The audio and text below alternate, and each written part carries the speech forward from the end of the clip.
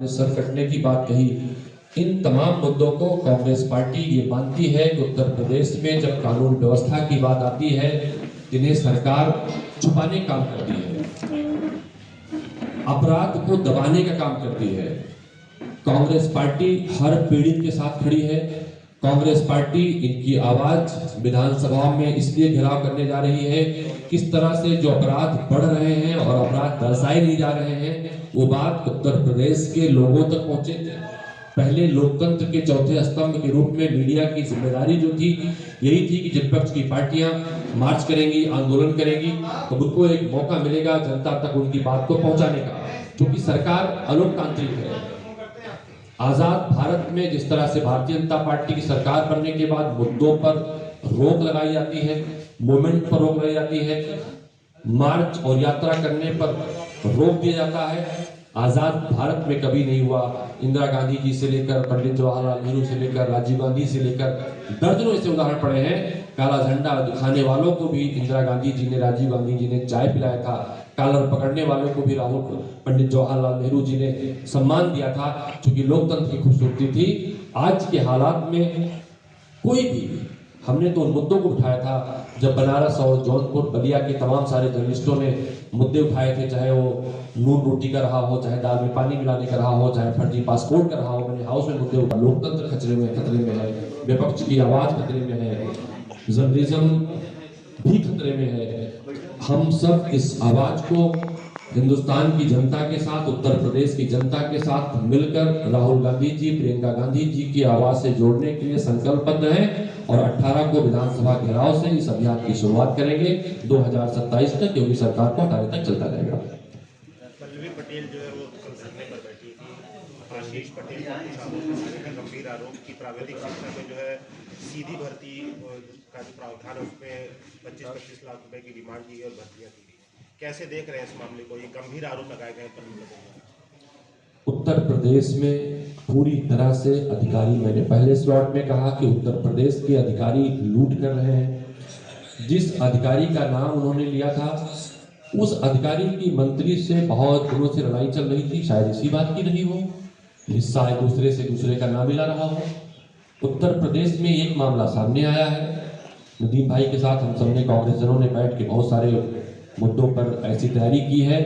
उत्तर प्रदेश के लगभग 2 दर्जन मंत्री, उनका विभाग भ्रष्टाचार की गहरे चपेट में है। आंकड़े हैं, प्रमाण हैं, उनके विभाग में भ्रष्टाचार के तथ्य हैं, उन्हें उजागर करेंगे। और जो आपने सवाल पूछा है, निश्चित रूप से सरकार को चाहिए कि कमेटी बनाए और कमेटी बनाकर जांच कराए, उत्तर प्रदेश के सामने रखे, दूध का दूध, पानी का पानी। क्योंकि अधिकारी भी मुख्यमंत्री जी के शायद बहुत प्रिय है, मंत्री प्रिय होंगे। इंडिया अलायंस में सब कुछ सही चल रहा है, क्योंकि जिस तरह से दिल्ली चुनाव को लेकर के बयान आ रहा है और अलग अलग स्टेट्स में अलग अलग चीज़ें देखी जा रही है, सीट्स को लेकर के डिफरेंसेस आ रहे हैं, तो कैसे देख रहे हैं आगे जो भविष्य इंडिया अलायंस में? देखिए, इंडिया अलायंस जब लोकसभा चुनाव था, एकजुटता के साथ लड़ा, भारतीय जनता पार्टी को बहुमत से रोका। आज बड़ी सरकार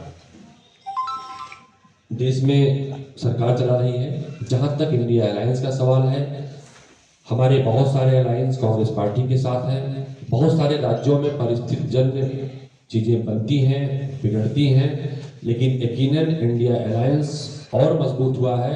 आने वाले चुनाव में इंडिया अलायंस मजबूती के साथ चुनाव लड़ेगा और उन राज्यों में भारतीय जनता पार्टी को हराने का काम करेगा। लोकसभा में आज टेबल पर वन नेशन वन इलेक्शन को लेकर के रखा गया विधेयक, क्या इस तरह?